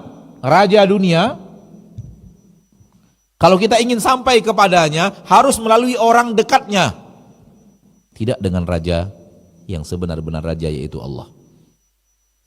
Allah tidak boleh kita kepadanya melalui orang lain, enggak boleh. Syirik. Datanglah kepada raja yang maha raja langsung. Jangan melalui perantara. Dan kesyirikan terjadi karena melalui perantara. Salah satu bentuk syirik adalah menjadikan antara engkau dan Rabbmu adanya perantara. Enggak boleh. Kalau Anda meyakini melalui kepada Allah itu harus melalui orang lain baru bisa sampai kepada Allah, Anda mencampakkan Allah dari kekuasaannya. Anda merasa bahwa kekuasaan Allah itu tidak sempurna. Allah masih membutuhkan pertolongan-pertolongan orang-orang lain untuk bisa sampai kepada ciptaannya. Oleh karena itu, tidak perlu pakai wali. Dalam arti kata, untuk sampai kepada Allah, menjadi orang yang dicintai Allah, tidak melalui wali, tidak melalui ini, tidak melalui ini, langsung kepada Allah. Melalui Nabi, ya, secara syariat. Bukan secara makna Jadikan Nabi perantara antara engkau dengan Allah. Harus ke Nabi minta dulu, kemudian Nabi minta kepada Allah. Tidak begitu. Itu raja dunia. Dan banyak manusia melakukan kesyirikan itu karena dia terpengaruh dengan kerajaan dunia. Kalau sampai ke raja, tidak bisa langsung. Kita rakyat jelata nggak bisa langsung ke raja. Harus melalui menterinya, menteri baru sampaikan ke raja. Kita langsung nggak diterima. Itu raja dunia. Raja yang lemah. Raja yang tidak punya kekuasaan, raja yang butuh menteri, raja yang membutuhkan pertolongan orang-orang dekatnya. Tanpa orang-orang dekat itu dia bukanlah raja. Beda dengan Allah, raja yang maha raja. Dia tidak membutuhkan seperti menteri, seperti orang-orang yang ada di raja-raja dunia. Oleh karena itu Allah mengatakan ud'uni, berdoalah langsung kepada aku. Jangan melalui perantara. Jangan katakan wahai wali fulan, saya adalah orang yang banyak dosa, mintakan kepada Allah wahai wali fulan agar Allah mengampuni dosa saya, sementara wali itu sudah mati. Gak boleh, haram. Kenapa? Karena itu adalah syirik, meminta kepada orang mati, karena diyakini orang mati itu sudah sangat dekat dengan Allah. Tapi kalau kemudian kita minta kepada wali yang masih hidup, kita yakin dia adalah wali, lalu kita minta kepadanya, wahai wali, bawa saya dekat kepada Allah, karena hanya engkau yang bisa membawa saya tidak bisa langsung, itu juga syirik. Cuman kalau minta doa kepada orang yang kita yakini bahwa dia orang saleh, menurut kita itu boleh. Karena yang kita minta adalah doanya, bukan membawa kita dekat kepada Allah. Mendoakan kita supaya Allah sayang kepada kita, nggak ada masalah. Bahkan Nabi pernah meminta doa kepada Umar bin Khattab radhiyallahu anhu. Ketika Umar bin Khattab ingin berangkat ke Mekah, Nabi minta didoakan. Nggak ada masalah. Bahkan minta didoakan kepada orang yang di bawah kita tidak apa-apa. Secara derajat pasti Umar di bawah Nabi kita tercinta Muhammad sallallahu alaihi wasallam, tapi tidak masalah. Nabi minta kepada Umar, jangan lupa doakan kami dengan doa-doa baikmu. Enggak ada masalah, minta doa enggak apa-apa. Tapi tolong bawa saya dekat kepada Allah. Tanpa engkau saya tidak akan mungkin dekat dengan Allah. Itu enggak boleh. Karena dia adalah kesyirikan, menjadikan antara dirimu dan raja yang sebenar-benar raja ada perantara, itu enggak boleh. Karena Allah Maha Raja, sehingga dia dan hambanya langsung, hambanya ingin menghadap kepadanya, tak ada yang bisa menghalangi kalau memang hamba itu serius ingin kembali kepada Allah.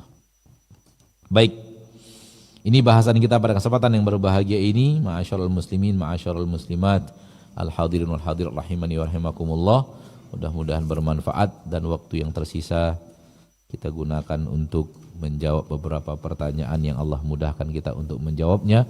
Wa sallallahu wasallam wa baraka wa an'am ala abdihi wa rasulihi Muhammad. Baik, jazakallahu khairan Ustaz untuk materi kita di kesempatan hari ini, lanjutan dari kajian fikih Asmaul Husna, dan alhamdulillah kita sudah mendengar bahasan tentang Al-Malik. Mudah-mudahan apa yang disampaikan oleh guru kita bisa kita pahami dan kita amalkan dalam kehidupan kita. Kita gunakan waktu yang tersisa untuk menjawab beberapa pertanyaan yang sudah masuk di 081175500606, dan jika ada pertanyaan dari jemaah bisa langsung disampaikan. Baik, kita izin kepada Ustaz untuk bacakan pertanyaan yang pertama, Ustaz. Assalamualaikum warahmatullahi wabarakatuh, Ustaz. Assalamualaikum warahmatullahi wabarakatuh. Semoga Ustaz dan tim selalu dalam keadaan sehat dan dalam lindungan Allah tabaraka wa ta'ala. Amin wa Izin bertanya, Ustaz. Ustaz, ada hadis yang menjelaskan bahwa berlomba meninggikan bangunan ini adalah tanda-tanda kiamat. Apakah ini menunjukkan dilarangnya untuk meninggikan bangunan, Ustaz? Jazakallahu khairan. Tanda-tanda kiamat terbagi dua.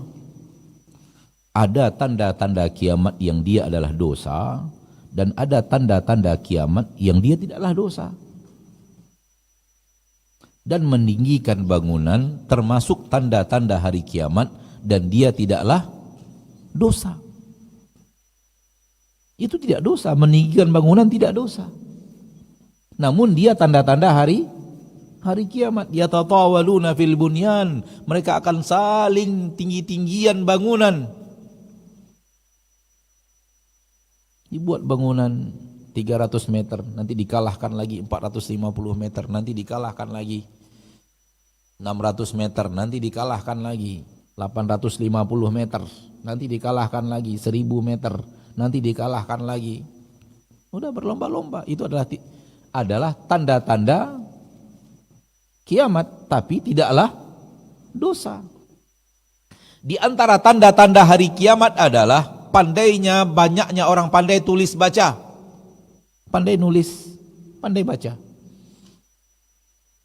Hilang apa yang ada dulu di zaman awal-awal wahyu turun, yaitu banyak orang yang tak pandai tulis baca. Huwallazi ba'atsa fil ummiyina rasulan minhum. Sifat orang dahulu banyak yang tidak pandai tulis baca dibanding yang pandai tulis baca. Ciri-ciri hari kiamat sudah dekat, orang sudah pandai tulis dan sudah pandai baca. Sifat ummiyah yang tidak pandai tulis baca sudah hilang. Secara mayoritas sudah hilang, walaupun 1, 2, 3 masih ada orang yang tidak pandai tulis baca sampai sekarang, tapi sifat dunia secara umum sudah hilang. Buta aksara. Buta aksara namanya? Udah lama saya nggak mengucapkannya. Buta aksara namanya? Tak pandai tulis baca sudah hilang. Orang sudah pandai membaca, orang sudah pandai menulis. Itu ciri hari kiamat. Apakah dosa kita tinggalkan belajar tulis baca? Hah? Di antara ciri-ciri hari kiamat banyaknya orang gendut. Ayo orang gendut, apakah Anda berdosa dengan gendutmu? Saya gendut enggak ya? Insyaallah mudah-mudahan enggak ya. Tapi ciri-ciri hari kiamat banyaknya orang gendut. Banyaknya orang gemuk. Wa yaktsuru fihimus saman. Banyak sekali gemuk di tengah-tengah mereka. Zaman dahulu enggak. Orang dahulu enggak gemuk gitu.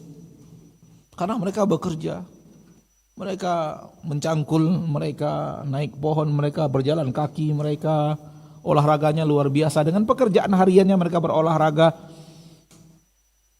Kemudian makannya bukanlah mie. Kemudian mereka bukan kaum yang biasa rileks duduk gitu. Sehingga hilang yang namanya lemak-lemak di badannya. Kemudian makannya makanan sehat. Hilang nih. Maka adanya bangunan-bangunan tinggi itu ciri-ciri hari kiamat, tapi itu tidaklah dosa. Karena ciri hari kiamat terbagi dua. Ada yang dosa, bertebarnya zina, bertebarnya ini, bertebarnya kebodohan, menuntut ilmu, orang tak mau lagi belajar ilmu agama dan semacamnya.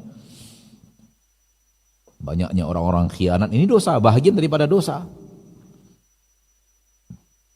Namun ada ciri-ciri hari kiamat bukanlah dosa, dan meninggikan bangunan termasuk salah satu di antaranya. Wallahu a'lam.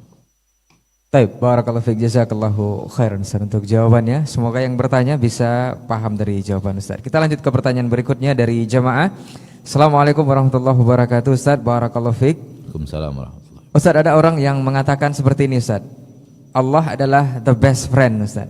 Apakah ini boleh Ustaz? Syukran. Jangan mengada-ngada. Ikuti apa yang ada di dalam syariat. Ikuti apa yang ada di dalam syariat. Karena boleh jadi apa yang Anda adakan itu tidak sesuai dengan syariat, boleh jadi melenceng. Boleh jadi melenceng. Maka ikuti apa yang ada di dalam syariat. Wallahu a'lam. Baik. Kita lanjut ke pertanyaan berikutnya. Syukran Ustaz untuk jawabannya. Assalamualaikum Ustaz. Assalamualaikum warahmatullahi. Ustaz, apakah kudrah dan iradah ini ada pada manusia juga Ustaz? Nah. Iya ada, tapi sesuai dengan kemampuan manusia, dan lemah, tidak sempurna. Dia inginkan dan tidak bisa dia wujudkan. Dia tidak inginkan terwujud. Dia inginkan dan terwujud seperti yang dia inginkan, namun tak sesempurna yang dia inginkan. Karena dia tidak bisa mengatur dirinya sendiri, karena dia di bawah aturan raja yang sebenar-benarnya. Wallahu a'lam. Baik. Jazakallahu khairan Ustaz untuk jawabannya. Kita lanjut ke pertanyaan berikutnya. Assalamualaikum Ustaz, semoga Ustaz dan tim dalam lindungan Allah. Mau bertanya Ustaz, Ustaz, apa ada hikmah yang kita ketahui dari iradah kauniyah Allah Subhanahu wa taala atau keterangan secara syariat dari Al-Qur'an dan hadis? Jazakallahu khairan Ustaz. Hikmah apa tadi? Apa ada hikmah yang kita ketahui dari iradah kauniyah Ustaz? Atau keterangan secara syariat dari Al-Quran dan hadis tentang hikmahnya ini? Karena kurang mengerti apa yang ditanyakan, ya. Kurang mengerti apa yang ditanyakan. Kalau yang ditanyakan apakah setiap iradah kauniyah Allah ada hikmahnya? Jawabannya pasti. Pasti ada hikmahnya. Ada yang kita tahu, ada yang tidak. Dan tidak boleh beragama tahu hikmahnya baru kerjakan, tak tahu hikmahnya mundur. Tak boleh begitu. Namun setiap iradah kauniyah yang Allah takdirkan pasti ada hikmahnya. Kenapa? Ada nama Allah yang lain yang namanya Hakim, di mana segala sesuatu Allah lakukan dengan hikmah. Allah maha hikmah dalam segala keputusan, dalam segala perbuatan, dalam segala tindakan Allah maha hikmah. Adanya surga, adanya neraka termasuk bahagian daripada itu. Kalau itu yang ditanyakan. Namun kalau yang ditanyakan di luar itu, anak nggak bisa paham pertanyaannya. Apakah maksudnya kalau iradah kauniyah itu Allah maha mampu mengerjakan segala-galanya, adakah hikmahnya? Terlalu aneh pertanyaan menurut anak kalau itu yang ditanyakan. Ya pasti Allah maha segala-galanya, Allah yang mengatur segala-galanya, Allah yang menguasai segala-galanya, karena Dia pencipta segala-galanya, karena Dia yang menguasai segala-galanya, Dialah raja untuk segala-galanya. Sehingga keinginannya pasti akan terwujud. Tak ada yang bisa menghalangi apapun yang Dia mau. Tanda bahwa Dia adalah yang maha kuasa, tanda Dia yang maha perkasa, tanda Dia yang maha raja subhanahu wa ta'ala. Nah, Taib, jazakallahu khairan Ustaz untuk jawabannya. Kita lanjut ke pertanyaan berikutnya. Assalamualaikum Ustaz. Waalaikumsalam warahmatullahi. Ustaz, bolehkah kita mempelajari ilmu filsafat? Karena di perguruan-perguruan tinggi Islam ada namanya filsafat Islam Ustaz. Nah, Islam ketika datang dibawa oleh Nabi SAW, Nabi tak pakai filsafat. Nabi tidak pakai filsafat. Tak ada bukti bahwa Nabi pakai filsafat. Tak ada juga bukti bahwa Abu Bakar pakai filsafat. Islam adalah Islam. Filsafat bahagian di luar agama Islam, lalu digabungkan menjadi satu. Apa yang ada di dalam filsafat? Mungkin ada baik, mungkin ada buruk. Saya tidak tahu, Anda tidak pernah belajar filsafat. Dalam sifat dunia secara umum, yang murni dunia, kalau filsafat adalah ilmu dunia, murni ilmu dunia, di dalamnya terkandung keburukan dan di dalamnya terkandung kebaikan. Karena itu sifat dunia. Karena Anda tidak pernah belajar ilmu filsafat, maka Anda tidak bisa membedakan ini yang baiknya begini, yang buruknya begini. Allahu a'lam, Anda tidak tahu, karena itu butuh orang yang sudah mendalami juga dan punya ilmu syariat untuk membedakan mana yang ada kebaikan, mana yang ada keburukannya. Akan tetapi jangan anggap bahwa agama Islam dan filsafat berbaur menjadi satu seperti karedok. Karena tanpa percampuran antara filsafat dan Islam, maka dia tidak indah untuk, enggak. Nabi datang tanpa filsafat. Nabi datang dengan wahyu. Bahkan Nabi tidak pandai tulis dan baca. Sehingga datang Al-Quran dari orang yang tidak pandai tulis dan baca. Bahkan Nabi tidak pandai bersyair, apalagi bermain kata-kata di dunia filsafat. Nabi tidak pandai bersyair. Dibacakan kepada Nabi syair, Nabi ulang salah. Dibacakan kepada Nabi syair, Nabi SAW mengulangnya, salah.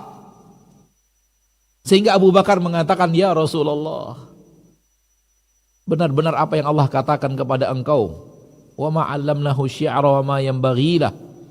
Tidak pernah kami ajarkan syair kepada Muhammad, dan tidak pantas Muhammad itu sebagai seorang penyair. Nabi mengucapkan syair yang diucapkan oleh orang lain dan salah Nabi mengucapkannya, karena Nabi tidak mengerti tidak ada ilmu syairnya, ilmu menghiasi bahasa dengan kata-kata seperti bahasa para pujangga, para penyair. Nabi tidak memiliki itu. Yang Nabi miliki adalah agama Allah, Islam, syariat, nas Al-Quran dan hadis. Dan Allah memberikan kepada Nabi SAW kemampuan menerangkan, tapi bukan ilmu yang seperti tadi, ilmu duniawi. Maka wallahu alam, apabila dicampur aduk seperti itu, khawatirnya yang buruk masuk ke dalam agama dan terseret kepada keburukan, dan itu terjadi. Sehingga orang-orang yang dahulunya menganggap bahwa filsafat itu harus dikuasai untuk mengetahui agama Allah yang sebenarnya, pada akhir hayatnya mereka mengatakan, andai kami tidak belajar filsafat. Itu yang Anda tahu, wallahu a'lam. Nah. Baik, jazakallahu khairan Ustaz untuk jawabannya. Kita lanjut ke pertanyaan dari jamaah kita.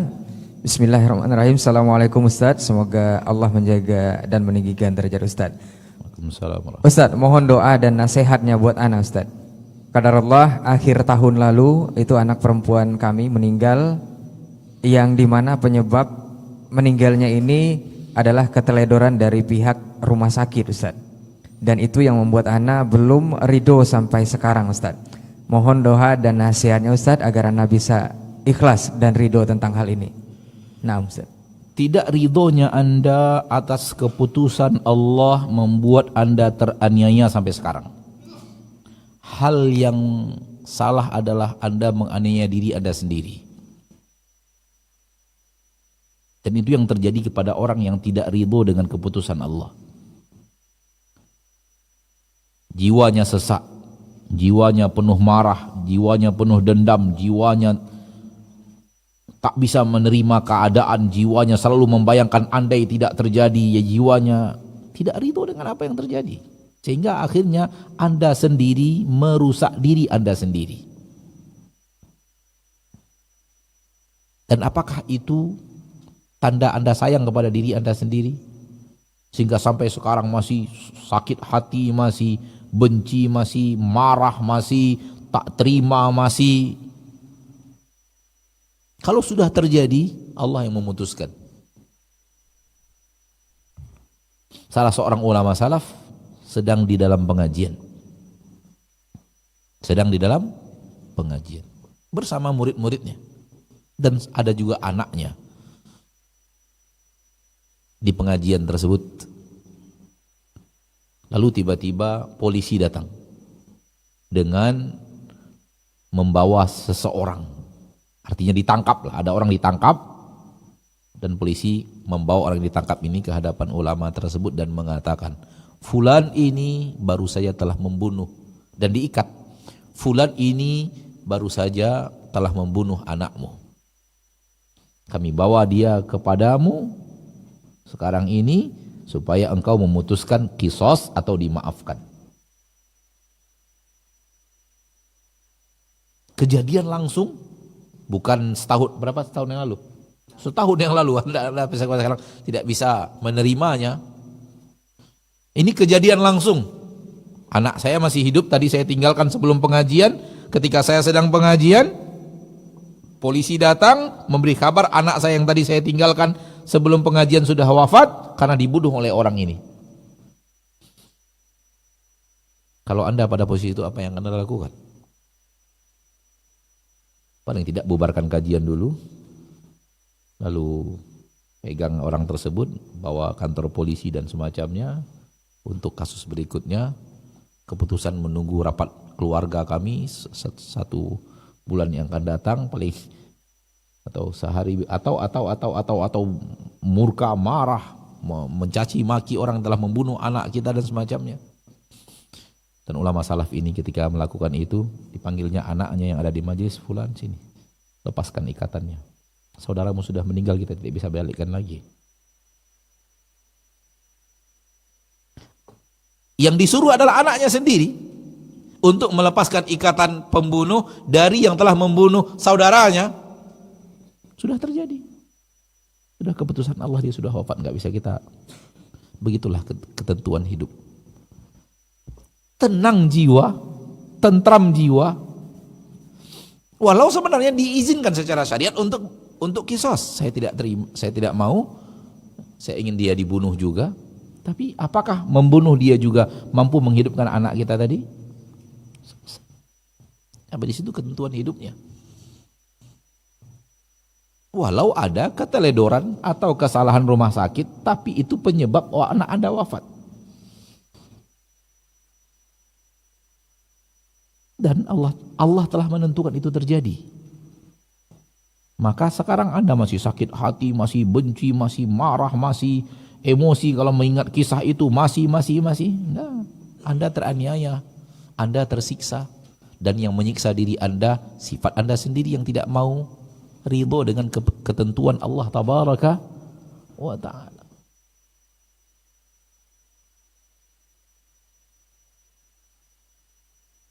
Beda antara menuntut hak dengan ridho. Ridho bisa plus menuntut hak kita, nggak ada masalah, tuntut hak kita, tapi ridho dulu dengan keputusan Allah. Jangan hati ini tak mau, tak bisa terima bahwa anak saya mati. Ya sudah. Tak ada yang rumah sakit itu pun tak ingin membunuh anak Anda. Keteledoran manusia. Wallahu a'lam. Nah.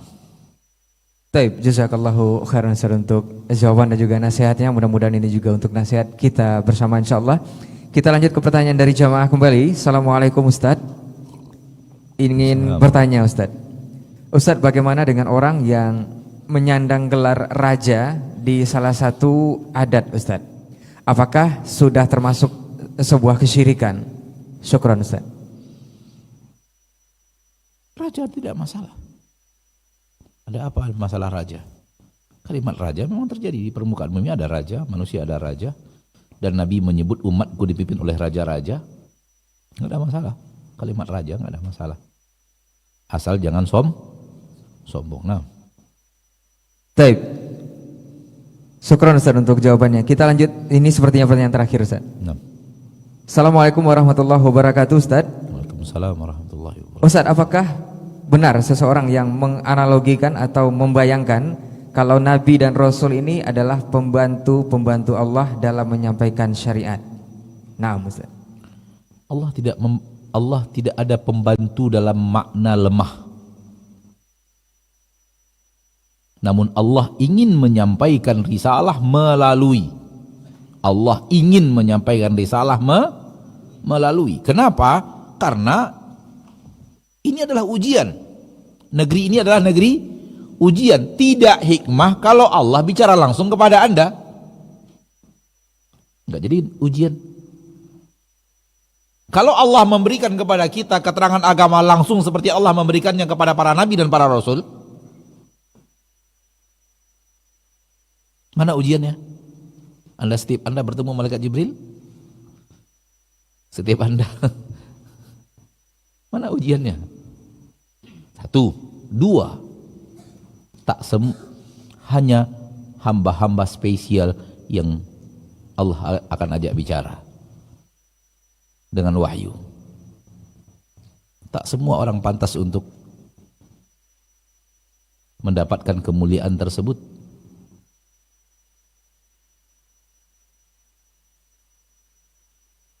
Oleh karena itu, hindari kalimat-kalimat yang di dalamnya Anda merasa Allah tak mampu mengerjakan sehingga butuh bantuan-bantuan. Tidak. Justru para nabi itu bisa berbicara karena ketergantungannya kepada Allah. Mampu menyampaikan risalah Allah karena Allah memberikan kekuatan kepadanya. Para nabi itu berani menghadap karena Allah yang memberanikan mereka. Dan Allah yang menolong mereka terhadap musuh-musuhnya. Yang Allah yang menjaga mereka. Allah menginginkan sampainya kepadamu syariat melalui. Itu yang Allah inginkan, Allah yang berbuat. Jangan dianggap Allah butuh bantuan siapapun. Tak seorang pun yang membantu Allah Tabaraka wa Ta'ala dalam kejadian. Wallahu taala a'la wa alam bisawab. Sampai di sini pertemuan kita pada kesempatan yang berbahagia ini. Sampai di sini materi yang bisa kita sampaikan. Wassallallahu wasallam wa baraka wa an'am ala abdihi wa rasulihi Muhammad walhamdulillahi rabbil alamin. Baik, jazakallahu khairan Ustaz untuk materi kita dan juga jawaban-jawaban pertanyaan yang sudah antum layangkan baik dari 081175500606 dan juga dari para jemaah yang menyimak atau mengikuti kajian kita hari ini. Dan informasi untuk antum para pemirsa Asil TV dan juga jemaah Masjid Al Hijrah bahwa pengecoran rooftop sebelumnya yang sudah kita laksanakan di 21 Januari 2025 itu sudah progresnya sekitar 20% untuk area struktur rooftop sendiri. Dan progres pembangunan asrama Ikhwan 1 itu pengecoran balok lantai 2. Dan kita insya Allah masih membutuhkan uluran tangan para kaum muslimin dan muslimin untuk terus bersama-sama ikut berdonasi dan juga beramal jariah untuk pembangunan asrama dan juga Masjid Al Hijrah yang kita cintai ini. Taib, demikian kajian kita untuk hari ini. Afwan untuk semua salah kata dan kila bicara. Insya Allah di waktu-waktu berikutnya kita dimudahkan Allah untuk kembali melanjutkan materi kita bersama guru kita Ustadz Maududi Abdullah LC Hafizahullah Ta'ala. Jazakallah khairan juga untuk guru kita yang sudah menyempatkan waktu dan juga ilmunya kepada kita bersama di hari ini. Kita tutup dengan doa kafaratul majlis. Subhanakallahumma wa bihamdika asyhadu an la ilaha illa anta astaghfiruka wa atubu ilaik. Wassalamualaikum warahmatullahi wabarakatuh.